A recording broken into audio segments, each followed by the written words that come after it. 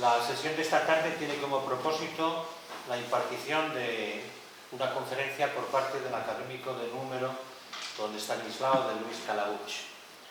El doctor Calabuig es licenciado y doctor en Biología por la Universidad de Salamanca, fue becario de la Fundación Fulbright en la Universidad de Colorado, en los Estados Unidos, es catedrático de Ecología de la Universidad de León desde 1984. Además ostenta la dirección de una cátedra libre honorífica del Instituto de Ecología y Ciencias Ambientales de la República de Uruguay. Ha sido profesor invitado de las universidades de California, Buenos Aires y Patagonia Austral, estas dos últimas en la República Argentina, Trás-os-Montes de Alto Douro en Portugal, Montpellier en Francia, Alicante, Pablo Lavide de Sevilla y País Vasco en nuestro país. Ha sido director del Instituto de Medio Ambiente y del Departamento de Ecología, Genética y Microbiología de la Universidad de León y coordinador del programa de doctorado de Ecología Funcional y Aplicada. Igualmente fue director del Secretariado de Extensión Universitaria y miembro de numerosas asociaciones científicas, por ejemplo, sobre estudio de pastos, entomología, la Fundación Rey Alfonso Enríquez, la Fundación de Evaluación de Impacto Ambiental y de la Reserva de la Biosfera de Ancares, el Consejo Regional de Espacios Naturales de Castilla y León y del Parque Natural del Lago de Sanabria, etcétera, etcétera. Es en la actualidad presidente de la Asociación Española de Lucha contra el Cáncer en la Delegación de León. Acumula un listado que supera las 300 publicaciones, numerosas de ellas en revistas indexadas en el ámbito de su especialidad. Es el jefe de protocolo de la Universidad de León y, de acuerdo con el reglamento de régimen interno también de esta academia, fue premio Castilla y León de Protección del Medio Ambiente en la temporada 2004 y es, como empezábamos este resumen sucinto de su currículum vitae, académico de número por el sector de Ciencias Afines de la Academia de Ciencias Veterinarias de Castilla y León. El título de su conferencia es Implicaciones ecológicas de la pandemia COVID-19. Cuando quiera, tiene la palabra. Bien. Señor presidente, distinguidas autoridades que nos acompañan en este momento, compañeros académicos de esta Academia de Ciencias Veterinarias de Castilla y León, señoras y señores, pretendo con esta charla pues simplemente recordar lo que ha supuesto el episodio de la pandemia COVID-19 en ese periodo tan crítico que hemos tenido, que hemos padecido, bajo el prisma de las implicaciones ecológicas. En el funcionamiento ecológico todo está relacionado. Es una frase que se repite prácticamente en todos los textos de ecología. En la actualidad, y desde hace ya bastantes décadas, se hace necesario analizar la influencia humana en un contexto más bien específico, enmarcado en lo que son las características ecológicas propias de nuestra especie y dentro de ellas en el comportamiento de las enfermedades como una más de esas características propias de la especie humana. Trataremos de indagar en las causas, explorar cuáles son los procesos y señalar las respuestas ambientales que pueden quedar implicadas en este fenómeno y, como conclusión, pues tratar de exponer si el desarrollo sostenible es una respuesta válida para hacer una solución que sea favorable para proteger lo que podemos considerar como el sistema global. En la actualidad, la interacción entre esa especie humana y el planeta Tierra es extraordinariamente intensa. Hay muchísimas manifestaciones de cambios que se perciben como impactos que son negativos sobre el funcionamiento de lo que es la naturaleza y sin esa premisa no es posible hoy día entender cuál es la evolución efectiva de la mayor parte de los ecosistemas que existen en nuestro planeta. La irrupción de la pandemia COVID-19 precisamente lo que ha hecho ha sido acrecentar y certificar los posibles efectos de esa insostenible intervención que pretende ejercer la especie humana sobre todos los ambientes, provocando reacciones de respuesta que se escapan a este ansiado control en la explotación de los recursos del planeta y provocando una cierta preocupación social, que es patente prácticamente en todas las personas y en todo el mundo. Bien, antes de comenzar con la disertación, os acabo de presentar un poco el índice. Al hilo de lo que se acaba de señalar, sería oportuno el reflexionar sobre una frase atribuida a Marie Curie, en el que dice que nada en este mundo debe ser temido, solo entendido. Ahora es el momento de comprender más para que podamos temer menos. Un poco todo esto en relación o hilvanándolo con el proceso de la pandemia. El efecto generalizado ya se ha puesto de manifiesto en cambios muy significativos del funcionamiento global, propiciando incluso, de forma totalmente justificada, que la ciencia haya marcado este último momento de la medida del tiempo como una nueva era geológica para reemplazar al antiguo, al anterior Holoceno en el último periodo del Cuaternario. Aunque, si bien es verdad, la ciencia ya ha aportado con anterioridad otros términos para tratar de expresar estas implicaciones directas de la especie Homo sapiens en la disminución de la diversidad, la profunda transformación de los ecosistemas prácticamente en todo el mundo, fue precisamente el premio Nobel en química Paul Crutzen quien en el año 2000 lanzó el término antropoceno. Simplemente lo que quería con ello era expresar el impactante fenómeno de las consecuencias de las actividades humanas sobre el medio ambiente. La presión cada vez más aguda sobre los ecosistemas silvestres, la merma en diversidad, la simplificación del funcionamiento de los sistemas biológicos, la degradación de los ambientes ecológicos, la destrucción de los recursos, el incremento de riesgos naturales destructivos y el aumento de la contaminación global con proyecciones hacia el cambio climático, jamás expresado en nuestro planeta, al menos con esa tan acelerada velocidad, pueden ser la causa de que un virus haya pasado, digamos en plan jocoso, haya tenido el atrevimiento pasar desde un animal a la especie humana, provocando en una parte importante de la población efectos agresivos para su salud e incluso la muerte. Y en otra fracción, pues en la población se ha expresado pues, con escasa o con nula manifestación externa, pero como una transmisora eficaz en el contagio, facilitado todo ello por el transporte global de mercancías y de personas en un fenómeno de globalización e hiperconectividad del planeta. Todo ese conjunto de efectos a escala total son la causa de lo que genéricamente se conoce actualmente como cambio global. Pero tiene unas grandes implicaciones que afectan, por supuesto, y también a la especie humana, reduciendo su calidad de vida y generando inequidades cada vez más patentes entre territorios distintos del planeta, entre clases sociales, entre grupos de personas.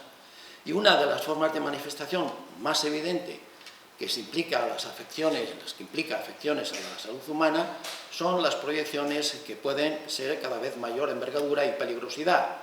Y este brote vírico del coronavirus, causante de la COVID-19, y su rápida expansión para convertirse en pandemia, debe considerarse, por lo tanto, en principio, como una característica ecológica actual de la especie humana y, al mismo tiempo, uno de los componentes del cambio global.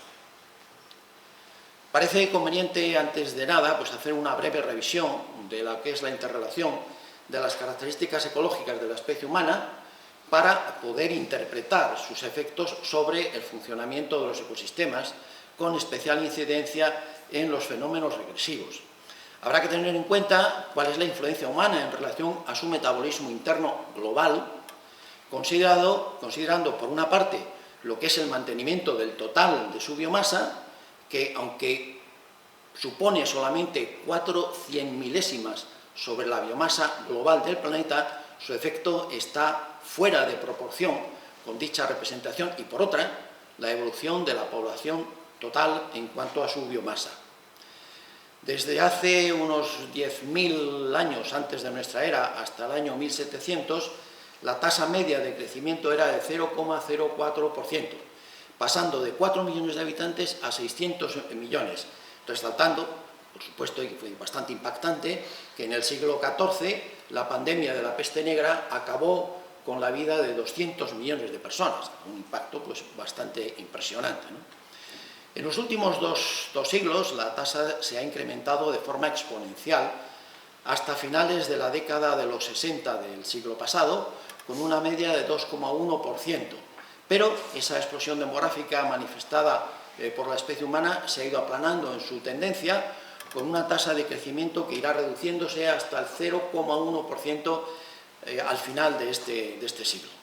Los aproximadamente 7.700 millones de seres humanos, más o menos, que habitan en el planeta en la actualidad, se estima que crecerán hasta los 9.700 millones en el 2050 y finalmente alcanzarán un máximo a finales del presente siglo, con un total que puede aproximarse a los 11.000 millones de personas. En esa distribución de la población humana cabe destacar también el incremento de grandes aglomeraciones.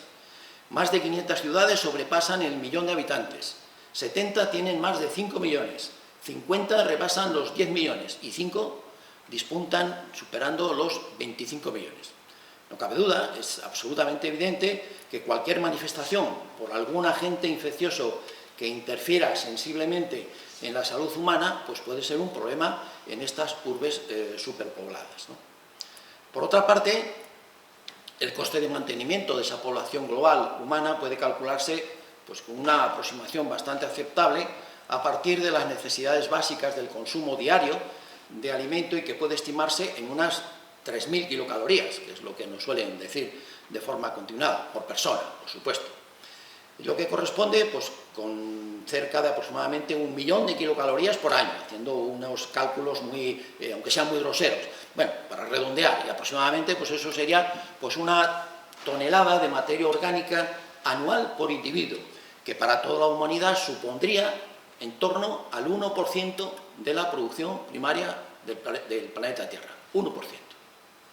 Sin embargo, hay que resaltar que el consumo de alimento, aun siendo un parámetro necesario que hay que tener en cuenta, es insuficiente para dar una idea del efecto que tiene la especie humana sobre la naturaleza, ya que tiene muchas peculiaridades que multiplican el impacto de ese parámetro tan básico como es el simple mantenimiento.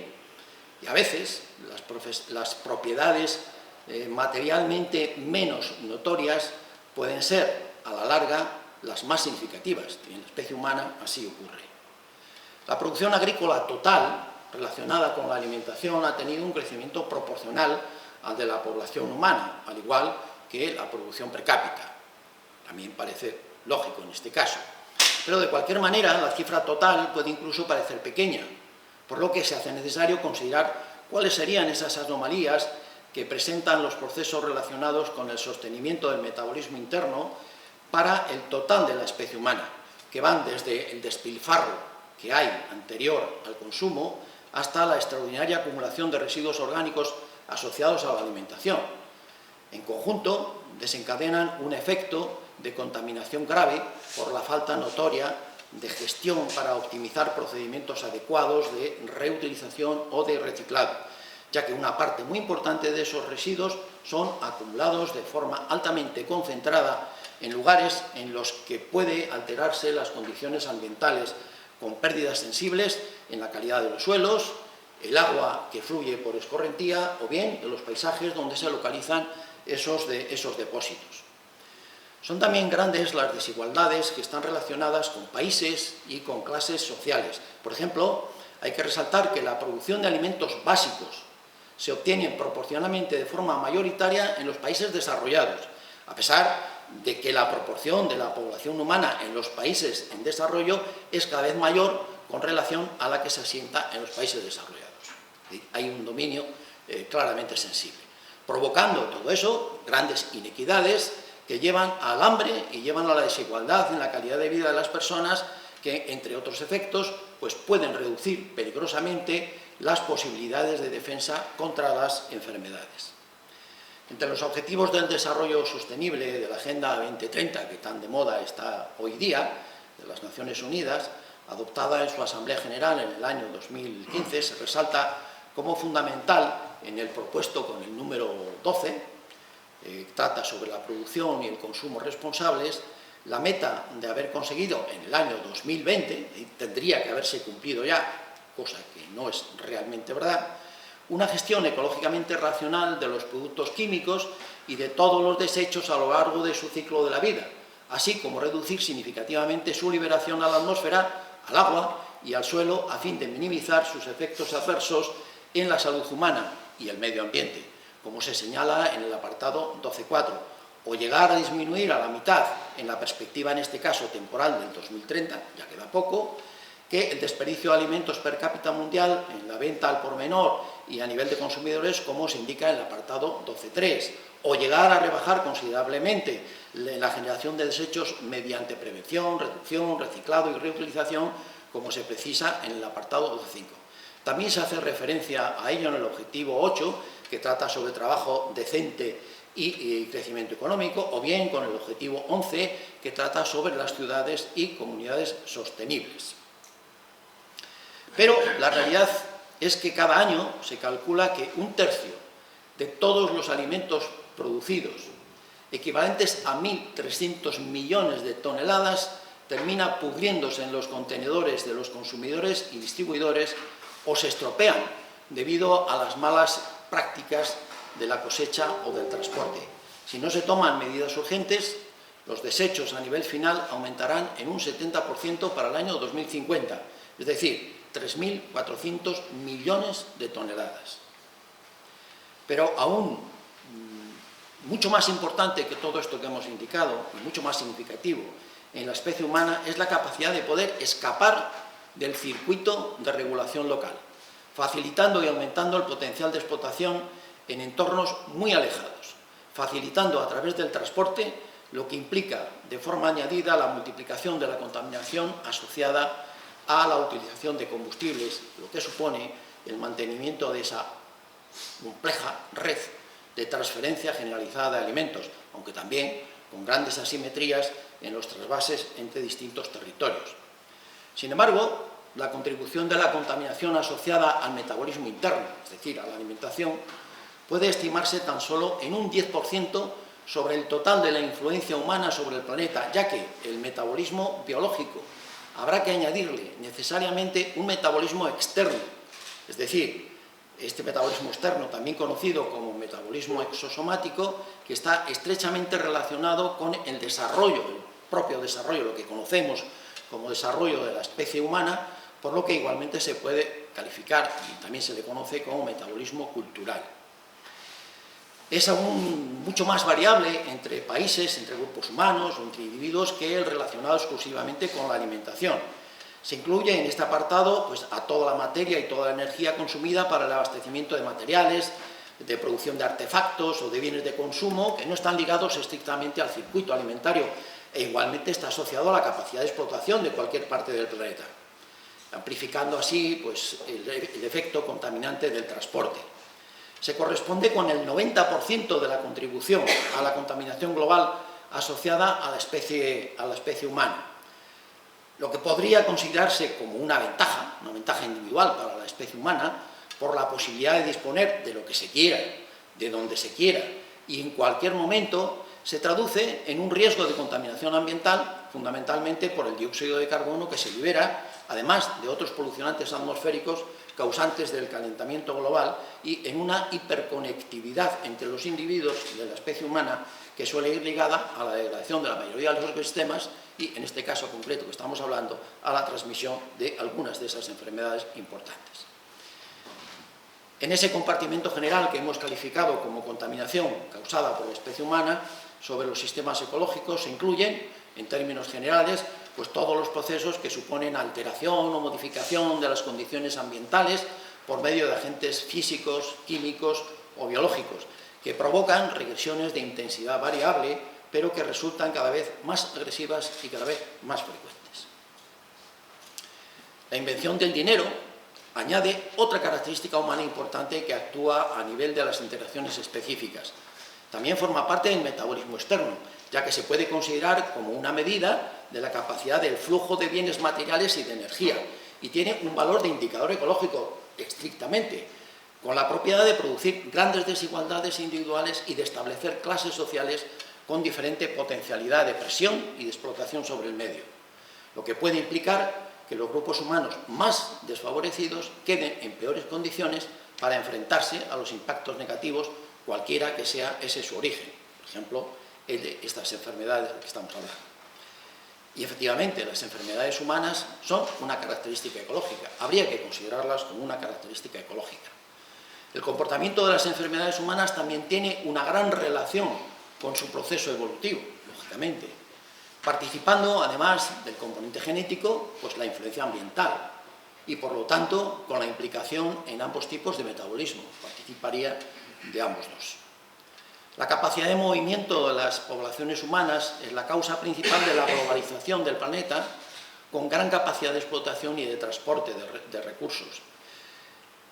Estos altos valores de conectividad facilitan tanto las oportunidades positivas, por supuesto que las hay, pero también los riesgos de transmisión de enfermedades contagiosas en toda la superficie terrestre y en un tiempo extraordinariamente corto. En el caso de la COVID-19, la velocidad de propagación ha sido el factor determinante, ya que antes del confinamiento generalizado a nivel mundial y en menos de 3 meses desde que un grupo de casos de neumonía de origen desconocido fueran informados a la Comisión Nacional de Salud de China, los 5 continentes ya se vieron afectados en 157 países, con cerca de 170.000 casos notificados y más de 6.500 muertes atribuidas a esa nueva pandemia altamente contagiosa provocada por un nuevo coronavirus que, tras su aislamiento el día 7 de enero del 2020, fue nombrado como 2019 nCoV y su secuencia completa del genoma fue compartida con la Organización Mundial de la Salud el 12 de enero. El 30 de enero del 2020, la Organización Mundial de la Salud declara que el brote de coronavirus, denominado ya como SARS-CoV-2, constituye una emergencia de salud pública de proporciones internacionales y el 11 de marzo del 2020 se declara oficialmente la pandemia COVID-19. Debido a la movilidad de la población humana, el comportamiento de las enfermedades se ha convertido en una de esas propiedades características por todo lo que ello puede afectar en la propagación de esas enfermedades, facilitando epidemias que, por otra parte, son con frecuencia contrarrestadas por una mayor eficiencia en la lucha contra ellas, por los avances en la medicina o por la disponibilidad de recursos asociados a esos procesos que están dentro, se pueden considerar dentro del apartado también metabolismo externo. El transporte aéreo, que es una forma de valoración bastante aceptablemente cuantificada, puede ser un buen ejemplo de ese movimiento. En el año 2014 se superaron por primera vez los 100.000 vuelos diarios. En el año 2018 los 120.000 vuelos diarios, con un registro de 12 millones de pasajeros. Es una cantidad, os hago una idea, pues algo superior al total lo que supone la población de habitantes de Bélgica, del país Bélgica. Esto significa para todo el año un total de movimientos de 4.400 millones de desplazamientos individuales. Cualquiera de esos traslados muestra modelos de comportamiento bastante heterogéneos y de gran variabilidad en función de los países, en función también de clases sociales y en función de los individuos que lo realizan, que dibujan un mapa de trayectorias bastante deterministas y que preferentemente enlazan nodos de destino con valores elevados en indicadores relacionados con altos niveles de desarrollo económico. A esa estimación habría que añadir los movimientos por vía marítima o por vía terrestre y también con compartimientos de direcciones claramente dominantes. El resultado final de la muestra de esa elevada capacidad de movimiento de la especie humana y la globalización como respuesta más común en la explotación de recursos han definido un escenario en el que la pandemia se ha extendido por todo el mundo de manera extraordinariamente rápida, provocando episodios de infección con un número elevado de contagios y valores significativos en mortalidad. Es decir, efectivamente, aporta bastantes oportunidades positivas, pero por otra parte hay un riesgo alto de transmisión de enfermedades contagiosas. La lucha contra la pandemia también forma parte del proceso y se expresa, por una parte, en la aplicación de procedimientos sencillos, ya aprobados exitosamente en epidemias anteriores, para dificultar los contagios, como es el aseo frecuente de manos, o la utilización de mascarillas, para proteger las vías respiratorias, y por otra parte, pues con una rápida búsqueda de remedios sanitarios para combatir y contrarrestar los efectos de la pandemia que la ciencia puso a disposición en un tiempo récord. Los conocimientos científicos, por lo tanto, facilitaron la clasificación taxonómica, la secuenciación del código genético, la caracterización de aspectos estructurales, morfológicos y bioquímicos, señalando la variabilidad en el comportamiento de la enfermedad, de esos coronavirus, y los fármacos de respuesta, o dando detalles de extraordinario valor relacionados con su táctica evolutiva o relaciones de adaptación a sus hospedadores. Una gran cantidad de información. Sin embargo, a pesar de todas esas medidas ofrecidas por la ciencia, el impacto del coronavirus SARS-CoV-2 ha dejado el mapa mundial con todos los países infectados. Y un total de contagios confirmados próximos a los 250 millones, con más de 6 millones de fallecidos en el mundo, de los que algo más de 120.000 lo han sido en España. Está claro que el desarrollo de la enfermedad no se ha comportado de forma similar en todos los países, ya que hay variables de respuesta que han sido diferentes en cuanto a la gestión administrativa, en cuanto a la administración social o la manifestación o la propuesta o la defensa sanitaria, aunque los efectos sí han puesto de manifiesto que hay muchas desigualdades debidas al nivel de desarrollo entre regiones, clases sociales e individuos. En este caso, el ejemplo que les pongo, son todos países europeos, se parecen bastante, pero no son todos exactamente iguales, como es lógico. Desde la perspectiva histórica, la COVID-19 pues pasará a ser otra más de las pandemias que en los últimos tiempos están apareciendo cada vez con más frecuencia, con la advertencia que nos hacen los expertos de la Organización Mundial de la Salud, de que todavía está por manifestarse esa potencial pandemia X, aún no identificada, pero que ha sido considerada como una grave amenaza para la salud pública y para que las contramedidas actuales puede que sean insuficientes o ni siquiera existen. Es un peligro contagioso que aún no se ha encontrado, pero que es prácticamente seguro y para el que la humanidad debe estar preparada, aprovechando los conocimientos científicos de que ahora se sigue para esta pandemia actual, de forma ya casi al final de su alarma. Igualmente se advierte sobre los riesgos de intromisión que la especie humana tiene en el funcionamiento global del planeta. Se conmina también a no olvidar que es muy probable que otro patógeno sea más mortal y más misterioso que los últimos que entraron en la lista por desencadenar las enfermedades calificadas como las más contagiosas y peligrosas. La lista de ellas es bastante importante. Este esquema no incluye esta última de la que estamos hablando fundamentalmente. La globalización del planeta también debe aplicarse a la respuesta frente a las enfermedades que consiguen una dimensión epidémica o pandémica, entendiendo que la interacción humana con la mayoría de los sistemas ecológicos puede suponer complejas relaciones entre sus componentes y que la salud de las personas deberá considerarse junto a los otros organismos con los que potencialmente comparte algún tipo de intercambio y de la de los ecosistemas en los que se desarrollan. Por lo tanto, desde el comienzo de este siglo, la conclusión a la que se ha llegado y que prácticamente estamos todos de acuerdo es que hay que defender el concepto de una sola salud, bajo el principio de que la salud humana debe proyectarse a la de los animales, a la de las plantas, a la de los ecosistemas. Es un nuevo enfoque que pretende luchar contra las enfermedades emergentes de origen animal, en muchos casos como consecuencia de la presión y explotación de ecosistemas de alto valor natural. ¿Y cuáles son las causas, qué procesos y qué respuestas ambientales hay? Algo genérico, ya conocido, la relación del origen del coronavirus SARS-CoV-2, agente de la COVID-19, aunque de forma concluyente aún no haya sido total y absolutamente demostrada, supongo. Los estudios comparativos del genoma muestran valores de similitud bastante elevados por el aislamiento a partir de algunas especies de murciélago, pero también se obtienen resultados significativos relacionados al virus del pangolín, por ejemplo, si se tiene en cuenta el dominio de uno de los enlaces del receptor, el RBD. Parece como más probable que ese virus se propaga entre los murciélagos, muta posteriormente y se adapta a otras especies animales que pudiera ser o otra, distinto, y que actuó como hospedador intermediario, hasta que un humano, ese paciente cero, que siempre aparece en todas las películas, contactará con el espécimen infectado. A partir de ese momento se desató la transmisión de la enfermedad. Parece que el papel de los animales salvajes en el origen de esta pandemia, en principio, parece incuestionable. Y si se asume que es una zoonosis como hipótesis más plausible, habría que preguntarse dos cosas.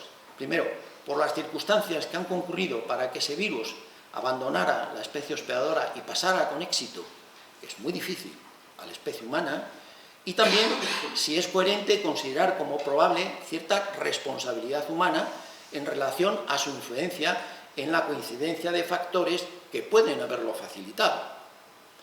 La cada vez mayor presión de la especie humana sobre los ecosistemas en mejores condiciones, las que están en mejores condiciones, digamos, más naturales, de conservación, aumenta la probabilidad de contacto con especies animales que pueden ser reservorio de esos elementos patógenos y alcancen a transmitir de forma directa o indirecta enfermedades cuyos agentes de transmisión puedan mutar y adaptarse a los humanos, adquiriendo posteriormente, tras el contagio, de elevado valores. En la zoonosis suele haber varias especies implicadas, por lo que los cambios regresivos que impliquen reducción en la biodiversidad, tanto zoológica como botánica, insisto, pueden afectar con incrementos en la probabilidad de que los patógenos entren en contacto con los humanos y los infecten.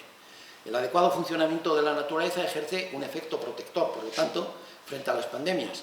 Una elevada diversidad de interacciones entre especies de una comunidad biológica a través de relaciones funcionales típicas, tales como la competencia o como la depredación, pues determinan que se controlen mutuamente y que sus poblaciones estén reguladas. En estas condiciones, la presencia de hospedadores del virus, de potencial patogenidad para los humanos, tendría más reducida su capacidad para manifestar una explosión demográfica. Por el contrario, con el empobrecimiento de la riqueza de especies podrían, en determinadas circunstancias, aparecer como dominantes, aumentando la probabilidad de transmisión directa o indirecta a través de hospedadores intermediarios hacia la especie humana. Es igualmente importante considerar el efecto de dilución de carga vírica, que se consigue cuando la carga patógena se reparte entre varias especies portadoras con un común hospedador intermediario, teniendo como resultado pues una reducción de la carga media del conjunto, que será mejor cuanto la diversidad específica sea más elevada.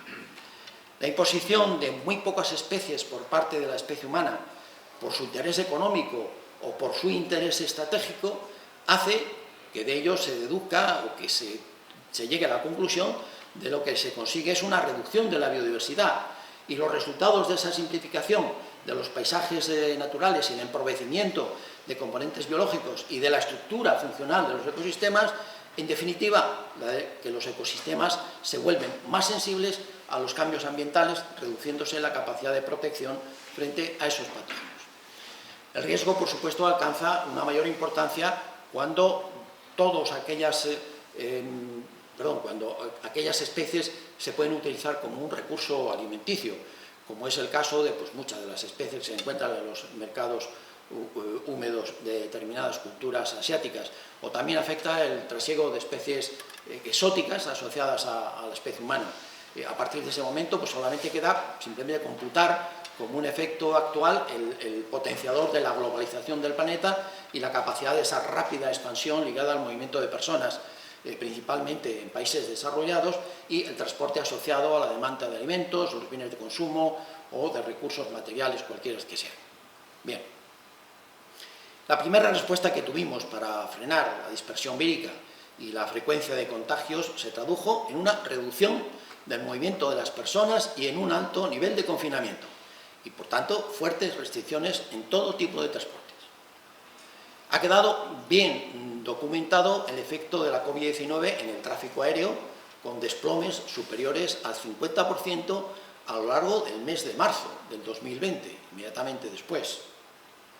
O bien, como comparativa en los mismos periodos en los años 2019 y 2020, está claro, en los gráficos. Pero también esa respuesta se repite a escalas de núcleos urbanos con disminuciones considerables del movimiento terrestre dentro de las principales ciudades del mundo, como consecuencia del tráfico, con expresiones diferenciales que dependen del comienzo de la incidencia de la pandemia en la producción humana de cada una de esas urbes. Se ve perfectamente cómo se van desplazando, o bien también como una respuesta se presenta como global, como total para la población por países. En este ejemplo expresado en este caso para el sector aeronáutico. Se ve ahí China como aparece antes a ese nivel. Visualmente, el efecto de la ralentización del movimiento debido al confinamiento de la población humana, expresada como geolocalización de vuelos instantánea, creo que es bastante fiable, es mucho más impactante al contrastar los vuelos de finales del mes de marzo entre el 2019 y el 2020. Prácticamente no se veían aviones volando y tiene sus efectos pues, bastante importantes. La afección de la COVID-19 podría estar relacionada con el nivel de contaminación atmosférico también. Es evidente que una mayor concentración de CO2 también está relacionada con una mayor actividad orgánica y, entre otras, también con una mayor concentración de personas y, por lo tanto, mayor probabilidad de contagio. Que estábamos haciendo en los últimos meses de la pandemia, pues cuando tratábamos de controlar todos nuestros habitáculos para ver si aumentaba el CO2 y saltaba la alarma y se nos ponía roja la sirena, ¿no?, de atención. Bien. Otros contaminantes como el dióxido de nitrógeno o partículas en suspensión se podrían relacionar pues, con esa facilitación del transporte viral y sin duda sí influyen, empeorando las condiciones ambientales o actuando como coadyuvante y, por lo tanto, reduciendo la capacidad de respuesta de las personas más sensibilizadas, más sensibles y con menos defensas, aumentando su propensión al contagio. Sí se ha demostrado una cierta correlación entre el grado de contaminación atmosférica de los determinados lugares y las manifestaciones más graves de la enfermedad, simplemente contrastándolas con el ingreso en cuidados intensivos. Además, y de forma global, la pandemia ha afectado a la actividad económica. Se redujo enormemente la actividad económica y, por lo tanto, la respuesta ambiental fue prácticamente inmediata en una reducción de los niveles de contaminación, que podría considerarse como uno de los escasos efectos colaterales positivos del coronavirus, con manifestación muy significativa en las grandes ciudades, debido mayoritariamente a la reducción del uso del transporte terrestre, con un descenso de un 15% respecto al 2019, y que representó algo más de la mitad de la disminución de las emisiones mundiales. Se ha calculado que 11 meses después de las emisiones de dióxido de carbono se habían reducido en un 5,3% a nivel mundial. En España, los resultados obtenidos durante la semana siguiente a la declaración del estado de alarma bajo condiciones de confinamiento social y limitación del movimiento de los ciudadanos, la contaminación de dióxido de nitrógeno bajó en un 64% de media, pero varía en distintas ciudades. En este ejemplo vemos más gráficamente referencia a la reducción de niveles de dióxido de nitrógeno en las principales ciudades desde que se declaró el estado de alarma, con descensos que van desde el 50 hasta el 90%. Por otra parte, se disparó el consumo de plásticos de una forma absolutamente exagerada, no solo por los miles de millones de mascarillas, además de guantes y desechos sanitarios utilizados como sistema de defensa de primera línea, sino también por los utilizados en los embalajes de productos alimenticios frescos o en los recipientes de comida para llevar, cuando poco tiempo antes había una campaña extraordinaria en la que empezaba a concienciarse sobre la problemática asociada a los envases de un solo uso. Bueno, pues este aumento ha sido tal que en algunos sistemas de reciclaje han colapsado en algunos países, y de acuerdo con el informe de las Naciones Unidas del año 2021, es lo que han dado en llamar la otra pandemia, efecto colateral negativo en este caso. Todos conocemos esta imagen. La presencia del coronavirus en nuestras ciudades fue determinante para el confinamiento de los paisanos, de las personas, dejando las calles sin apenas tránsito humano. Cesó la presión humana y sin una competencia aparece un nuevo nicho ecológico que quedó a disponibilidad para que plantas y animales ocuparan ese espacio ahora casi vacío, y respondieron de forma rápida. Son muchísimas las evidencias, las curiosidades, las anécdotas que han quedado en los sistemas gráficos y recogidos por aquí y por acullá, donde se narra ese breve instante en el que la naturaleza se apropió de los espacios más antropizados. Fue quizá una buena lección en esos momentos críticos, en los que la humanidad estaba pasando por esos escenarios que han dejado en entredicho su presumida soberbia sobre la especie como especie dominante. Y el desarrollo sostenible puede ser la solución. La especie humana como conjunto parece concienciada sobre la protección de la naturaleza, y yo creo que es verdad. En conjunto, pues parece que sí, estamos concienciados en ello, que hay que proteger la naturaleza, pero en fracciones menores o incluso en la individualidad es por lo general tremendamente egoísta y por sectores absolutamente extremistas, y lo que puede ser todavía mucho más chocante y peor, pueden ser normalmente con razonamientos contrapuestos, razones que no tienen que ver, pero totalmente contrapuestas. Pero el concepto de desarrollo sostenible indisolublemente debe coordinar de forma equilibrada los tres componentes, el componente ambiental, el social y el económico, para que pueda ser eficiente, o lo que es lo mismo, para asegurar la supervivencia. La especie humana está haciendo desaparecer un número extraordinariamente grande de las especies del planeta y no parece que le importe, pero en el juego de esta evolución jugamos todos y nuestra especie también está incluida en ese juego y con un riesgo desconocido, pero cada vez más tensionado por factores de presión y que ella está modificando, esa misma especie está modificando hasta límites cada vez más preocupantes. Las pandemias son, por lo tanto, un componente más de ese cambio global en la era del antropoceno, con tendencia a aumentar en la proyección futura si de una forma definitiva no se inicia pues, esa desaceleración del desarrollo descompensado, y la naturaleza tiene pues, una forma de manifestarse y una forma de defenderse total y absoluta, no hay ninguna pega de ello, de cualquiera de las alteraciones o impactos provocados incluso por la especie humana, fundamentalmente por la especie humana. También supone la especie humana que será capaz de resolver los problemas, ese problema en concreto, que la tecnología y el conocimiento encontrarán la solución en forma de vacunas o antivirales para enterrar en el olvido a esta pandemia o cualquiera de las que vengan después, como se ha hecho otras veces. Pero cada vez serán más frecuentes las manifestaciones infecciosas que pueden afectarle, y el daño a las personas no debería dejarse al azar de lo desconocido.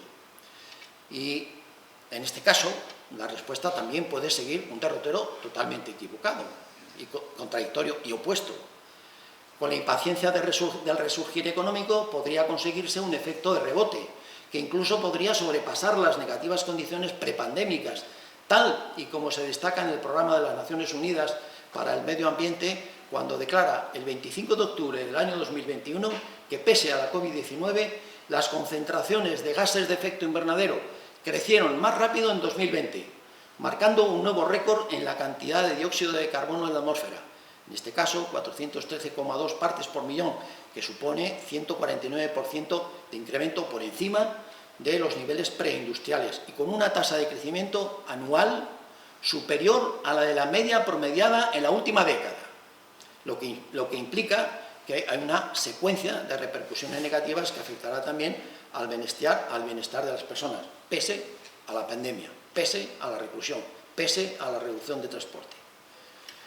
Ya se apunta que hay una nueva crisis de ampliación global como consecuencia de esa respuesta tras esa pandemia, que hay una demanda acelerada de energía con pretensiones de remontar las tasas actuales de aporte de gases de efecto invernadero, menospreciando sus efectos sobre ese cambio global que ya hemos repetido muchas veces, como se comentó también en las reuniones preparatorias de la Conferencia de las Partes de las Naciones Unidas sobre Cambio Climático, en una de ellas, la COP26, que se celebró en Glasgow, y que han generado incluso pues, una impactante versión en ciencia ficción, a la vez que original campaña de publicidad en la que un mensaje de autoextinción hacia la especie humana se pone en voz de un dócil dinosaurio, un Tyrannosaurus Rex, llamado Frankie, ante los representantes de las Naciones Unidas.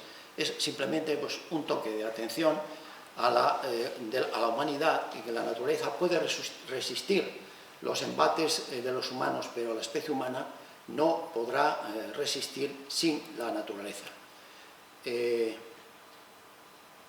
Voy a poner un vídeo relacionado con esto, que creo que por lo menos es simpático.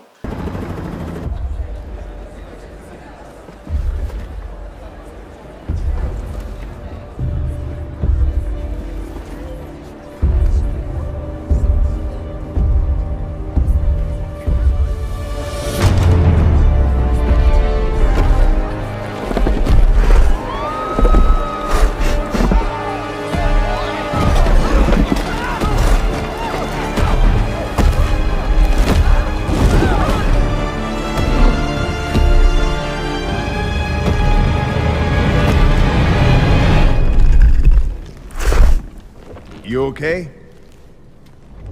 You need a minute? Cool. Okay.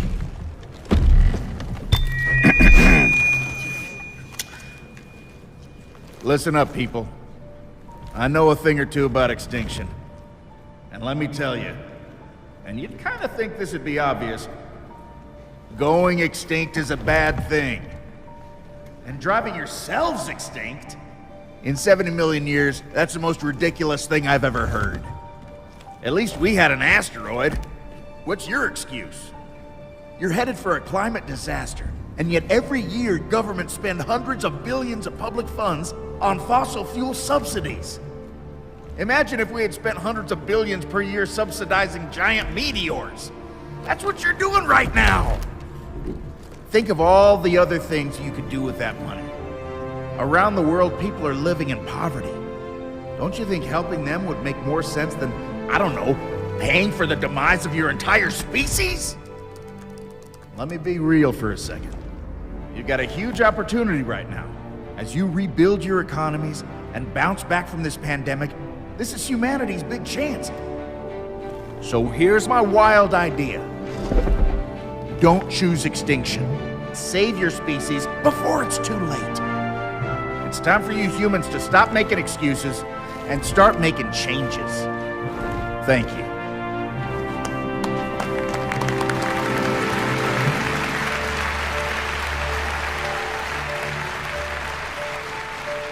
En estas condiciones de temor ante esa pandemia, que prácticamente ha sido buscada de una manera muy deliberada, por ese continuo empuje en el desarrollo desbocado, podríamos repetir la frase de Miguel Delibes, que fue pronunciada en el año 1975 en el discurso del ingreso a la Real Academia Española y del que recientemente se celebró el centenario de su nacimiento, aunque él utilizara esta frase para otra cosa completamente distinta. Hablaba del desarrollo, cuando empezaba el desarrollo, ese concepto de desarrollo. Y decía, algunas gentes, sin embargo, ante la repetida crisis que padece el mundo, han hablado con tanta desfachatez como ligereza del fin de la era del consumismo. Esto, creo, es mucho predecir. El mundo se acopla a la nueva situación, acepta el paréntesis, eso es todo. Mas mucho me temo que, salvadas las circunstancias que lo motivaron, la fiebre del consumo se despertará aún más voraz que antes de producirse. Está repitiendo exactamente la misma frase, que es lo que está ocurriendo en la actualidad después de todas las crisis que hemos tenido, después del cambio global ya manifestado o después del efecto de la pandemia, que también ha sido pues, una enseñanza bastante importante. Hay quienes opinan que la interacción de las características ecológicas asociadas a la especie humana y su evolución llevan hacia pronósticos de desastre. Bueno, tampoco es que sea para eso. Y vienen siendo anunciadas pues, desde hace bastantes décadas con esa acepción genérica que da la parte más negativa de lo que llamamos cambio global, en el que participan como indicadores y de forma complementaria y proporcional los parámetros de destrucción ambiental y de desigualdad social, a los que habría que añadir como un acelerador o un potenciador, por eso aparece con signo multiplicativo, el proceso de globalización. El resultado final se proyecta de forma evidente en impactos severos sobre la salud humana que, en el mejor de los casos, pues pueden minimizarse con esas aportaciones científicas y avances tecnológicos, pero con grandes desigualdades en su aplicación efectiva entre individuos. La solución es fácil, la hemos comentado, y conceptualmente lógica, en la idea de una sola salud. La salud del planeta Tierra repercute directamente en la calidad de nuestros ecosistemas y en las condiciones ambientales de las que participa la especie humana, pero también animales y plantas. Por lo tanto, si se frena la contaminación, se reduce la explotación de los recursos, se detiene la degradación de la biodiversidad y se minimizan los riesgos de los efectos ambientales negativos, podrá obtenerse una mejora de la calidad del planeta y una mejor salud para sus habitantes humanos. Y así, quizá, se pueda detener la siguiente pandemia. Muchas gracias.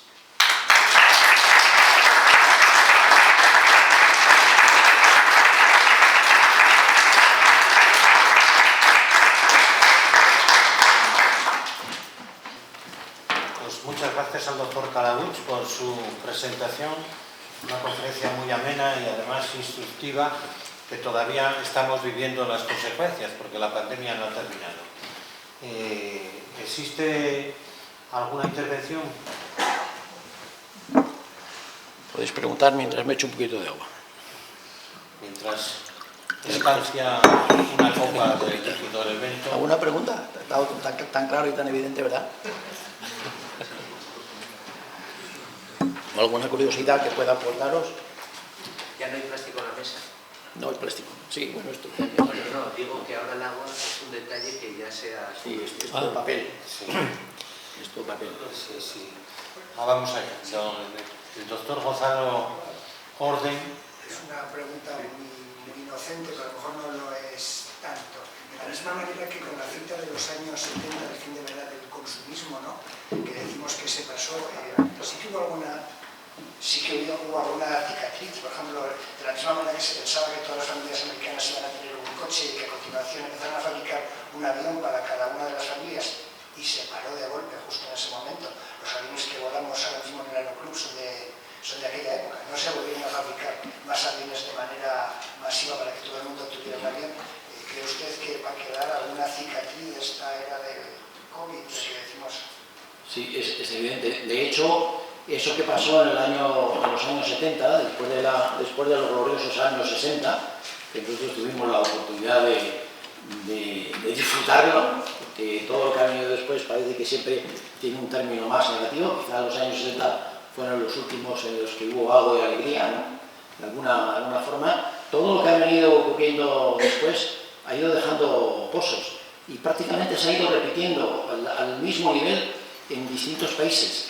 Lo que se hablaba de los vehículos en Estados Unidos se está repitiendo ahora ya en China.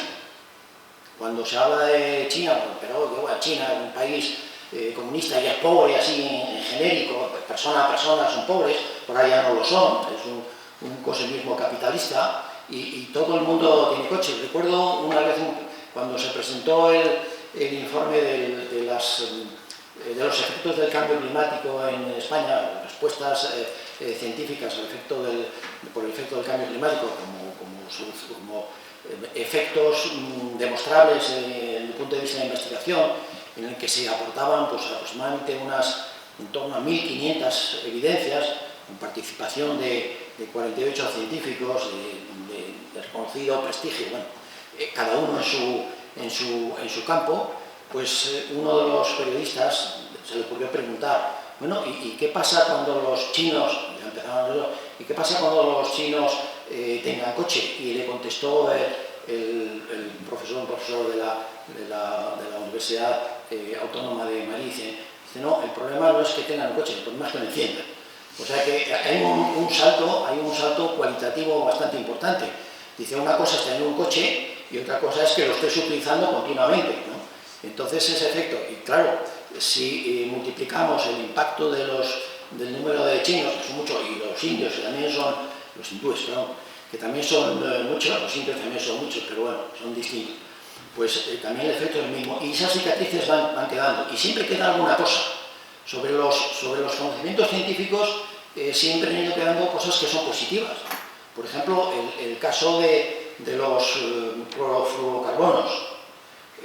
Eso fue algo que estaba en la industria, que era una cosa excelente, resolvía un montón de problemas, aparentemente no tenía ningún tipo de impacto, y cuando se descubrió, un loco de los científicos, de los muchos que habemos en esta tierra, pues se le ocurrió decir, bueno, ¿y qué pasa con esto cuando llega hasta arriba?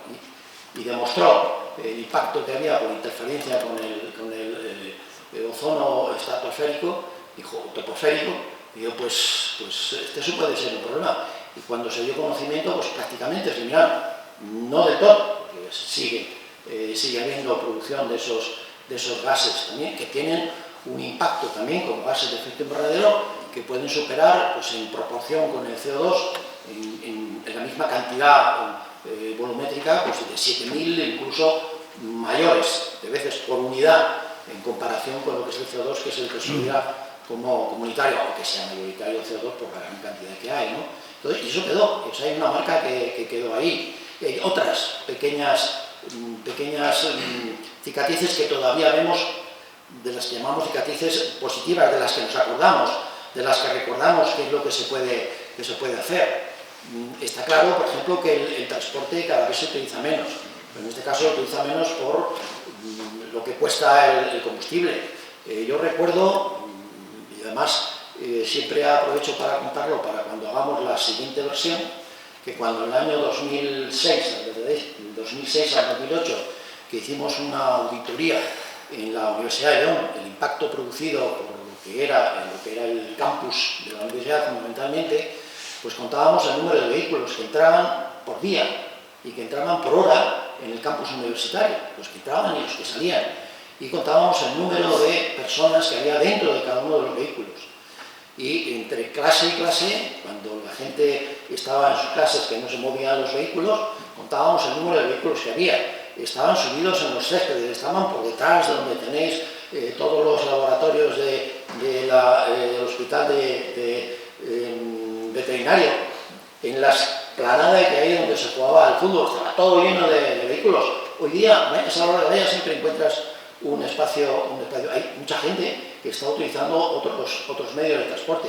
Vemos que esa es una cicatriz de ese recuerdo, que es una cicatriz quizá más dolorosa, porque lo que atenta al bolsillo siempre se acuerda uno de ello, pero sí van quedando, tanto negativas como positivas. Por ejemplo, el efecto rebote. El efecto rebote es algo que también ha ocurrido siempre. Es decir, la frase esa que acabamos de leer, pues es lo que nos está diciendo. La gente tiene cuando tienes una enfermedad y te duele la cabeza, y cuando se te pasa, parece que estás fenomenal, ya te has olvidado del dolor de cabeza, te duele una pierna, te queda el dolor y te olvidas del dolor de la pierna. Pues algo así, son efectos que están ocurriendo en pequeñas o grandes cicatrices en el planeta Tierra, pero claro, las heridas se mantienen hasta que se pueden mantener, pero llega un momento en que la capacidad de resistencia del planeta, seguimos manifestando que, por supuesto, el planeta va a seguir. ¿Cambiarán las cosas? Puede ser que cambien. Imagínense el efecto que puede producir si el cambio global sigue en función del incremento de temperatura, esas corrientes marinas que profundizan como origen de esa cadena continua, de ese sistema de traslación de calor que se expande por todo el planeta, si llega a un momento en que deje de hundirse para trasladarse como agua fría por todos los océanos. ¿Qué va a ocurrir? Pues el efecto rebote es que vendrá una congelación prácticamente de todos los polos, por supuesto, y del norte, quizá de la zona norte, mucho más importante. Cambia completamente el efecto climático. ¿La especie humana aparecerá? Sí, quizá, y quizá mucho más que otras especies, porque habrá quizá otras que estén mucho más adaptadas o tengan mayor resistencia para ello. Es decir, desaparecerá. Bueno, vale. Siempre hemos dicho, y en los libros de ecología lo ponen, que el 99,9% de las especies que han existido en este planeta han desaparecido ya. La especie humana es una más. Aquí no se va a quedar. ¿Desaparecerá en algún momento? Pues quizás sí. Que se acelere como consecuencia de los efectos propios de la propia especie. Pues hace falta ser bastante cerrado, como nos comenta el dinosaurio. Ellos tenían un meteorito, nosotros que tenemos derroche continuo, es decir, nos estamos buscando la propia ruina. ¿La cosa es un desastre? Pues tampoco es que sea una cosa de hoy para mañana, pero la cantidad de avisos y anuncios de que esto va cambiando, y está cambiando. Recuerdo cuando les explico a los alumnos el ejemplo de las primeras medidas de efecto contaminante de CO2 en una de las bases experimentales de Hawái, que está en medio de la nada, en el Océano Pacífico Norte, en medio de la nada, a 3.000 y pico kilómetros de un lado, a 4.000 y pico de otros, y que el CO2 iba aumentando. Y le dijo el director de la tesis, ¿cómo se llamaba? Del Schilling, de la curva de Schilling, y le decía, ¿tú qué has estado haciendo? ¿Midiendo CO2 o has estado ligando con las hawaianas? Más o menos lo primero que es imposible que esté ocurriendo. Entonces es cuando empezó a verse cómo la concentración de CO2 está aumentando, y sigue aumentando. Y vemos cómo todos los años, además de forma continua, día a día, se ven que van incrementándose poquito a poco. Llega un momento que la capacidad que tiene el planeta no puede resistirlo. que el CO2 sí se puede absorber, lo pueden absorber los océanos, lo pueden absorber las plantas, lo pueden absorber en zonas pantanosas. Es decir, la capacidad de respuesta es mucha, pero claro, llega un momento que las condiciones cambian, el planeta sigue, las condiciones cambian. ¿Las especies resisten o no? Pues hemos visto que en los ejemplos del cambio global, pues unas especies resisten y otras no. Los que estén no son ni los más fuertes ni los más inteligentes los que resistirán, serán los mejor adaptados. Y eso ya lo dejó Darwin en su día, y eso es absoluta verdad. Pues sí, cicatrices quedan. ¿Alguna intervención más? Sí, por favor. Una pregunta aún más inocente que la del profesor Gonzalo. Es que era inocente, pero... ¿Usted cree que es posible el desarrollo sostenible o me parece que deberíamos de cambiar ese mantra? Todo depende de la traducción que hagas de lo que es el desarrollo sostenible. Desde el punto de vista económico, los economistas que también utilizan este término, claro, es una de las componentes del desarrollo sostenible, la economía, ¿no? Y la otra es la social. Y cuando pones los tres en juego, pues empiezas a ver que cuando uno aumenta, el otro tiene que disminuir. Y claro, cuando proyectas más hacia la economía, y hoy día es así, el círculo ese de los tres que se superponen de ese trío, cuando aumentas uno, el otro disminuye de capacidad, y sobre todo el económico y el social están muy afectados, sobre todo por la falta de equidad que hay entre esa distribución, ¿no? El efecto que existe. Es decir, que el concepto de desarrollo sostenible hay que interpretarlo. Los economistas utilizan, me parece que son 9 tipos diferentes, utilizando en una escala que es fácilmente comprensible, tres ejes, puede ser en una esquina de habitación, 3 ejes, y que ponen en uno la ambiental, en el otro la social, en el otro el efecto ambiental, y depende de que aumentes uno o disminuya otro, vemos cómo va variando. La equilibrada, totalmente equilibrada, es muy difícil de mantener. Es como el equilibrio desde el punto de vista físico. Cuando pones una bola en un lugar determinado, en cuanto haya un pequeño desnivel, se va la bola para allá. Y para que esté en equilibrio, tiene que estar perfectamente mantenido. Claro, si está excesivamente una bola, está excesivamente sujeta en la mano, no se puede mover nada. Y claro, no moverse es imposible, porque la propia definición de la especie humana es que es una especie que tiene una evolución rápida y por lo tanto tiene que seguir evolucionando. Lo que tiene es que jugar con esas tres piezas. Yo creo que la definición tal y como se definía en aquella manifestación de su definición en el año 68 sobre lo que es el desarrollo sostenible dirigido por la primera ministra noruega, pues estaba muy bien definido. El desarrollo sostenible es aquel que permite a las generaciones futuras mantenerse al menos igual o mejor que las generaciones anteriores. En ese sentido está perfectamente definido. Cuando eso lo vas traduciendo a procesos o a indicadores económicos, indicadores ambientales o indicadores sociales, pues ya la cosa varía mucho. Y bien sabemos que las tres partes juegan en una división distinta. Eso está claro. ¿Alguna pregunta más? Bueno, no tenemos el micrófono. Es por si no me oyen. Bueno, en primer lugar, mi más cordial enhorabuena por la conferencia que, como se suele decir magistralmente, nos ha impartido el profesor Luis Calabuig, que además ha sido muy entretenida, muy bien expuesta y muy bien ilustrada. Pero sobre todo, pues para un parasitólogo como yo, tiene especiales connotaciones, diría. La primera es que la parasitología desde principios del siglo XX o hasta principios del siglo XX estuvo dominada por aspectos fundamentalmente morfológicos y taxonómicos, hasta que un alemán que se llamaba Dogiel, ya digo, pues en los años 20, más o menos, es decir, 100 años, emitió una teoría que fue bastante contestada en aquel momento, pero que en definitiva venía a decir que el enfoque de la parasitología tenía que ser ecológico, sin más. Y a partir de ahí se ha llegado a decir incluso que la parasitología es una rama de la ecología. Y en ese sentido, pues, y teniendo en cuenta esa especie de conjunto de seres vivos y medio ambiente, etcétera, etcétera, en el que ahora mismo estamos tan inmersos y que hablamos tanto de él, pues se encuentran los hospedadores de todo tipo. El problema es que en las pandemias, y a mí me parece que es importante desde un punto de vista sobre todo conceptual, el hombre, la especie humana, no es en absoluto imprescindible, es decir, no es un hospedador intermediario, porque los hospedadores intermediarios son los necesarios para que el ciclo de vida de un patógeno, el que sea, continúe.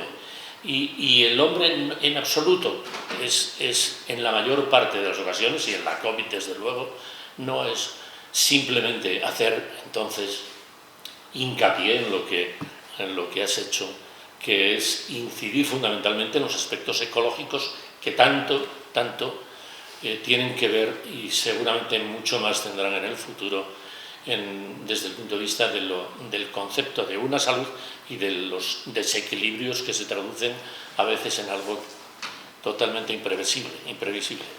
Quizá el considerar a la especie humana como finalista en cualquier proceso de contagio sea un poco egoísta también, sí, un poco antrópico.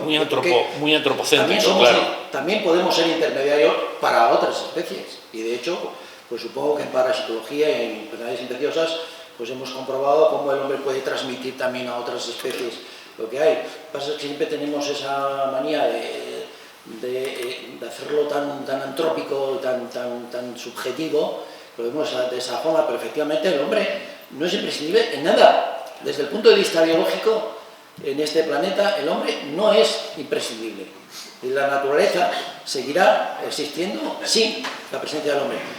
Hay algunas películas de esas que cuentan, dice, la Tierra después del hombre. Y la verdad es que dice una maravilla, y después qué bien se ve para vivir después, ¿no? Los pocos que queden, qué bien van a vivir. Claro. Qué maravilla, ¿no? Pero bueno, simplemente es la única especie que ha tenido la ventaja, o la desgracia, no sé, de ser inteligente, eso que consideramos que se llama inteligencia, y que es capaz de recapacitar sobre lo que hace. Ese es el problema fundamental, que somos capaces de recapacitar, que somos capaces de ver qué es lo que está pasando en muchos ambientes, que somos capaces de ver las diferencias sociales que existen, que somos capaces de ver cuál es la influencia de la economía total y absoluta, que somos capaces de ver los efectos tan importantes sobre la degradación del planeta a todos los niveles para conseguir más recursos que en la mayoría de ellos después se malutilizan y no se utilizan de la forma adecuada, como quieras, y sin embargo seguimos en ello. Es decir, que la presión económica es todavía más fuerte y que a costa de eso pues seguimos por el mismo camino. En algún momento tendremos que parar. La teoría está clara, luego la práctica ya es otra cosa. ¿Alguna intervención más? Entonces habrá que parar el desarrollo. No, el desarrollo no se puede parar. El desarrollo no se puede parar. Dice, bueno, paramos el desarrollo y a partir de ahora todo es exactamente igual. No, la especie humana no puede parar el desarrollo. No puede parar el desarrollo porque está implícito en ello, que tiene que ir mejorando. Los conocimientos científicos también son desarrollo, y eso no podemos decir que sea un efecto negativo, pero tenemos que ir buscando aquellas cosas, aquellos factores evolutivos que no supongan un daño que pueda revertir hacia la propia especie humana o al resto de los componentes del sistema. Eso hasta ahora es imposible. Ya, pero eso es lo que está ocurriendo. E independientemente de que se haga o no se haga, la naturaleza va a seguir su ritmo. Sí, va a seguir su ritmo, que desaparece. El ejemplo que nos cuenta el dinosaurio. Ellos tuvieron el meteorito. Pues nosotros podemos tener otra cosa, nosotros podemos tener un virus, es el X, que va a producir la pandemia X, que no va a haber ningún tipo de remedio para mantenerlo, y siguiendo la hipótesis, como me decía el teniente, la hipótesis que va a barrer con toda la humanidad. Pues sí, pues puede. ¿Dónde vamos? Al carajo, pues vamos al carajo. Y desapareció. Bueno, pues ese 99,9% será 99,90 y algo más. Vale, pues ya está. ¿Tú crees que al planeta Tierra le va a importar que la especie esté o no esté? Mejor, mira, qué maravilla, qué bien voy a vivir así. En la pandemia te refiero a hierba y... Claro, y Llevamos en este planeta 4.500 millones de años, año más o año menos, ¿no? 4.500 millones de años. La vida, pues, bastantes menos, 500 millones de años o más, depende de dónde empieces a considerar la vida en sí mismo, pero bueno, son muchos años los que hay ahí, pero claro, es que hay que darse cuenta de que el factor fundamental es la velocidad de lo que está pasando. En esos 4.500 millones de años, bueno, al principio la cosa fue muy complicada con respecto a factores importantes como la temperatura, la bola era otra cosa distinta, pero cuando el planeta ya tenía más o menos esta estructura, pues la temperatura ha cambiado mucho, los continentes han cambiado de sitio, los juegos de los continentes con respecto a los mares también implica variaciones en cuanto a la temperatura y ajustes de todo tipo, pero la temperatura ha cambiado mucho e incluso, y mucha gente muchas veces te lo preguntan, personas que bueno, dicen, bueno, yo he oído de que este planeta ha habido veces que ha tenido temperaturas medias superiores hasta 7 grados por encima, incluso más de media. Dice, y ahora se asustan ustedes porque el planeta esté subiendo 1,5 grados, 2 grados de la temperatura media. Claro, lo dice así, pero la contestación dice, pero ¿y la velocidad? ¿Sabéis los chistes ese de Gila que cogía el teléfono, a coger esto, cogía el teléfono y decía, mi capitán, si a mí no me dan miedo las balas, a mí lo que me asusta es la velocidad a la que viene.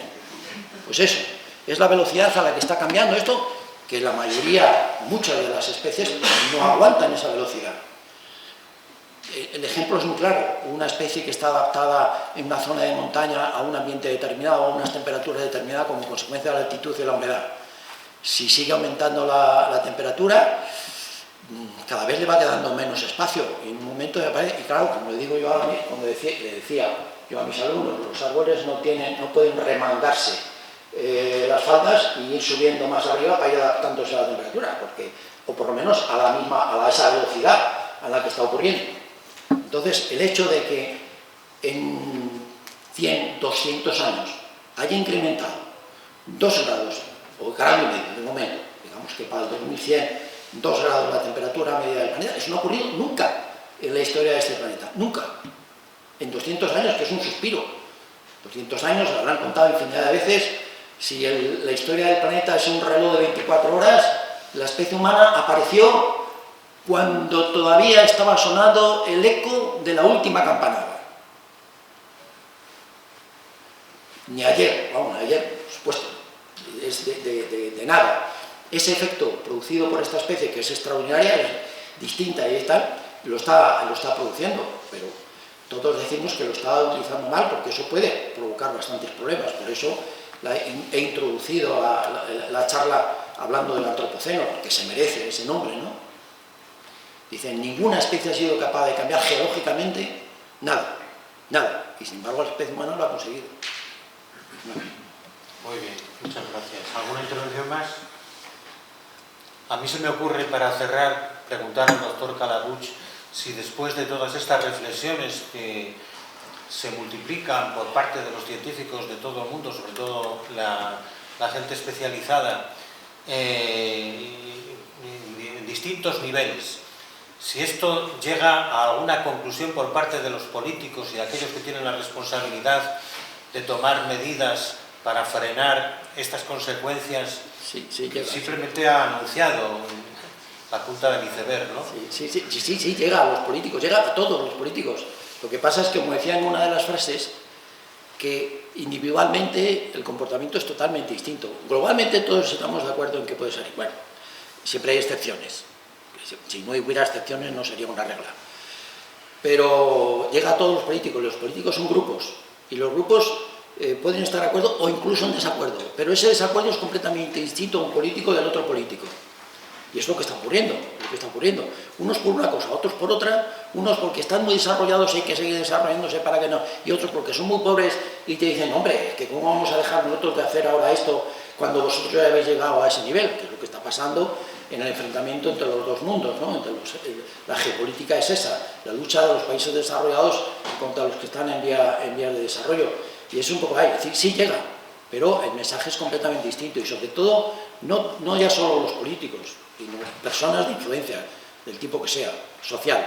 Y en el social metemos a los políticos, pero también metemos pues, a los grandes prepotentes que son los que manejan la economía de todo el mundo. Y cada uno tiene sus intereses distintos. Muy bien. Y como saben que su vida le va a ser 100 años, y le han dicho los ecólogos que 100 años no hay nada, pues tira para adelante. El que venga detrás que arregle. Muy bien, pues si no hay más intervenciones, muchas gracias. Ha sido una conferencia, como se ha dicho, muy amena, muy bien ilustrada, sobre todo muy bien ordenada. Así que si otro tipo de cuestiones, se levanta la sesión.